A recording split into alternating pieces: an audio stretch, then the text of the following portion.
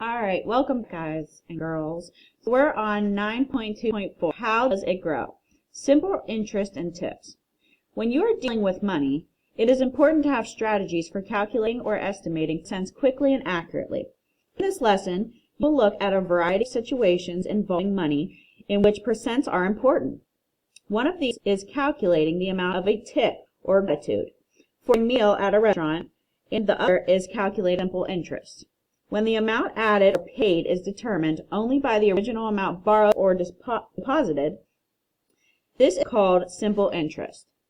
As you work with your team today, these questions could help guide your discussions. Is there another strategy that will work?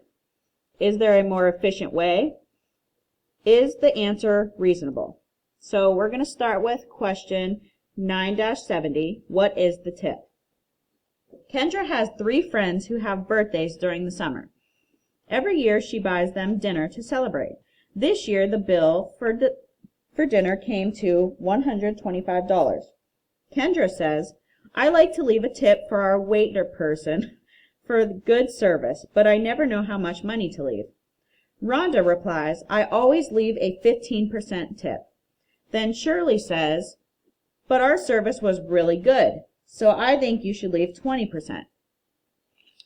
So looking at question A, without using a calculator, find 2 different ways to calculate the 15% tip that Rhonda thinks they should leave. So what we'd like you guys to do is go ahead and pause the video and think about how you guys could find 15% tip without a calculator. The last lesson we did on Monday, we talked about using a percent ruler, we talked about using algebraic equations, but both of those would have required us to show some work and for us to probably use a calculator in some aspects. So go ahead and pause the video, see what 15% tip would look like without a calculator, and then we'll come back and talk about some strategies with you. So some of you guys may have gotten a piece of paper and without a calculator, we did the percent ruler. So maybe we drew kind of a number line here, and we said that 0% meant I left nothing, and 100% meant that I left $125. You guys use different increments to find out what 15% would be. So I know that 50% is $60.50. All right. Some of you guys, maybe that would require a calculator, and some maybe you guys can do that in your head. But really what I want to know is what 15% is. So another strategy that is going to kind of go back and forth between these two is a very common thing is find out what 10% of 100% is. And the reason that is it's easy to divide something by 10 equal parts. So take 100% and dividing it into 10 equal parts gives us 10%. And dividing $125 into 10 equal parts would give us $12.50. All right. There's kind of a trick or rule that maybe your parents have taught to you guys. We've talked about it here in school, definitely. When you multiply by 10, your decimal moves to the right. Okay. But when you take 10% of something, all right, or you're dividing it by 10, you are moving one decimal to the left. All right. So if I want to know what a part of something is, dividing. So I'm dividing this by 10, so my decimal moves one place to the left, which is $12.50.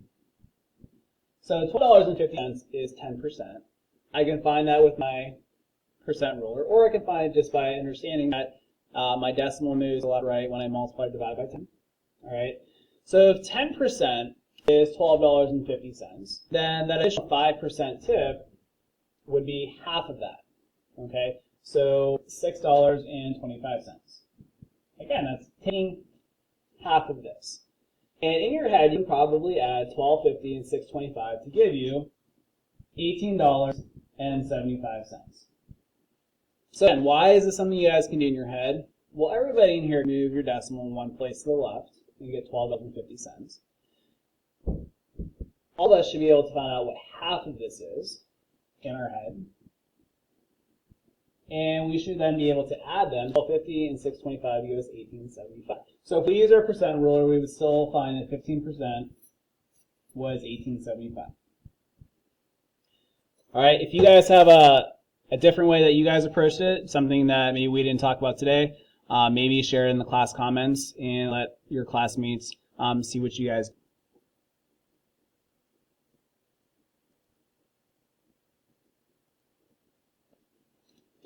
All right, so in letter A, we talked about how to find a 15% without a calculator. Letter B, it says, how can we use what we knew from letter A to find out what a 20% tip is? Well, we were able to move our decimal one place to the left to find a 10% tip. How would you find out what a 20% tip would be? Ms. Lane, what would you do? I would take what we found for 10 and double it. Right, so if we're comparing percent and the tip, all right, a ratio, we can go ahead and double both of them. So 20% would be twice $12.50, which would be $25. So we would be leaving a $25 tip if we were leaving a 20% tip. Lastly, in letter C, you guys are asked to compromise and find something in the middle of 15 and 20%, which would be 18%. So we want to know what 18% of our bill of $125 would be. So if you use your percent rule, one of the tips they gave us in the last chapter was what is 1%. So if we take 100% and we divide them into 100 equal parts, 1% is actually going to be $1.25. So you divide 100 by 100 and you get 1%. You divide $125 by 100 and you get $1.25.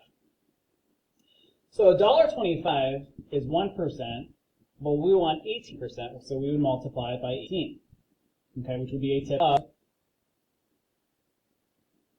$22.50. A lot of times, if you guys go to a restaurant with your parents, you may notice some restaurants will give you a help sheet, and it will tell you on your bill what 10% of your bill is, what 15% of your bill is, what 18% of your bill is, and what's 20% of your bill. And that's because sometimes there are people who don't know how to find a percentage of a total. So they kind of help you out there. But now you guys are all going to be able to help out when you guys go out to restaurants to eat. Whenever we get up corn. Sooner than later, we hope. All right, so moving on to 9-71. Right? Yes. 1 second, sorry.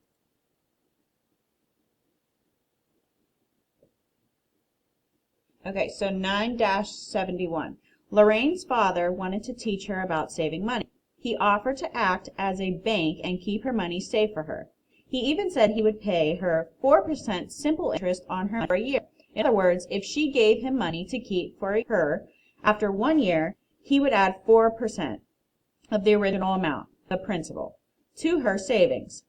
Lorraine told Jill and Mickey about this. They quickly went to their parents to propose similar plans. Below is information about the arrangement each girl made with her parents. Lorraine says, I gave my dad $1,000 and he paid 4% interest.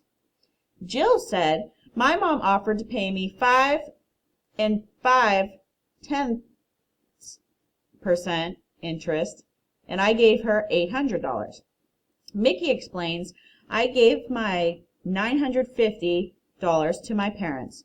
They will pay 4.5% interest. So looking at question A, after 1 year, how much interest will each girl have earned? And make sure you show your work. All right, so we're going to go ahead and pause the video. You guys take a little bit of time and try to figure out how much interest Lorraine would get for her $1,000 at 4%. We'll come back, talk to you guys about some different methods to figure out that percentage, and then you guys can apply that to both Jill and Mickey. Okay, so looking at A, after 1 year, how much interest will each girl have earned? Show your work. So we went ahead and did Lorraine with a number line, and we did 0% and as our 1,000 to be $100. I mean $1,000, 100%, and then half of that would be 500, and bringing it back to that unit rate would be 1%, which would be $10. So we know that her 4% that she's getting back would be $40. So then we look at Jill, and she said that my mom offered to pay me 5.5% interest if I gave her $800. So 5.5%, which is 5.5 out of 100, can also be written as a decimal, 0.055.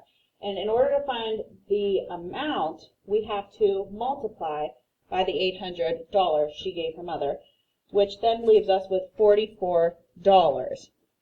And then looking at Mickey here, again, went with the same strategy, 4.5%, which is equal to 0.045, and you multiply the $950 she gave to her parents, which would equal out to $42.75. So you could have done either one of these, or either way. You could have done multiplication, or you could have went to the unit rate with our number line. So very good job. So now looking at letter B. How much money will each girl have after 1 year? So after 1 year, we know that if you take Lorraine's amount, and she started with $1,000, and her dad was going to pay her 4% interest, so that was $40, so she would get $1,040 after 1 year. Looking at Jill, she started with $800, and that amount, we have to add the $44 she was going to get, so $844 after 1 year. And looking at Mickey, she started with $950, and we have to add the $42.75 of interest rate she's going to receive, and you should have gotten $992,